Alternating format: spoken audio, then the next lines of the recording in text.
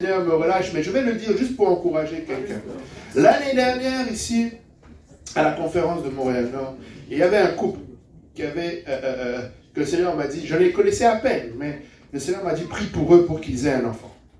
Et je suis allé voir leur pasteur et je lui ai dit, est-ce que ces personnes-là ont de la difficulté à concevoir un enfant? Il m'a dit oui. J'ai dit, le Seigneur va leur donner dans la prochaine année un enfant.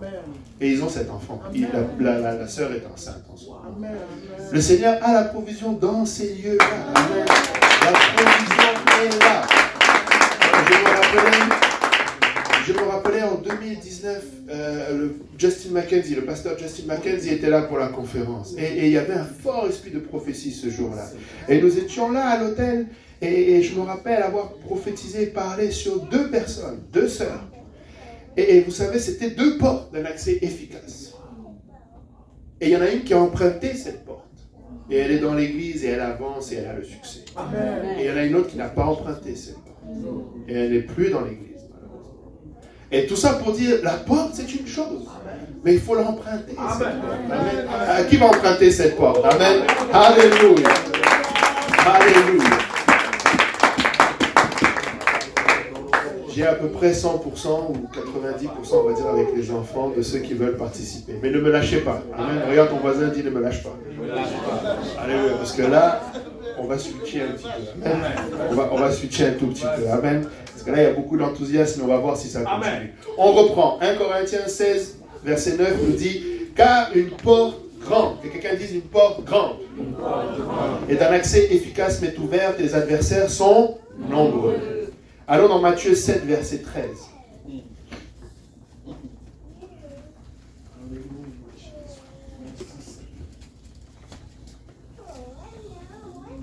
Matthieu 7, verset 13 nous dit, entrez par la porte étroite, car large est la porte, spacieux est le chemin qui mène à la perdition.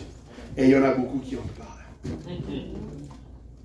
On pourrait croire que cette grande porte, c'est le Seigneur Jésus-Christ. Amen. Amen. Parce qu'il fait des grandes choses. Amen. Mais vous savez, la porte de la bergerie, elle est étroite, elle n'est pas grande. Amen. Pour rentrer au ciel, c'est étroit. Amen. C'est pourquoi on est strict sur le baptême. Amen. On est strict parce que c'est pas large là. Amen. C'est étroit. Amen. C'est pas, le chemin n'est pas, oh tu fais comme tu veux. Non, il est le chemin, la vérité et la vie. Amen. Amen. Mais donc il dit une grande porte est ouverte. Et dans le Matthieu, il dit que la large est la porte, spacieuse est le chemin. Matthieu 16, verset 18 nous dit, et moi je te dis que tu es pierre, et que sur cette pierre je bâtirai mon église. Et les portes du séjour des morts ne prévaudront point contre elle. Amen.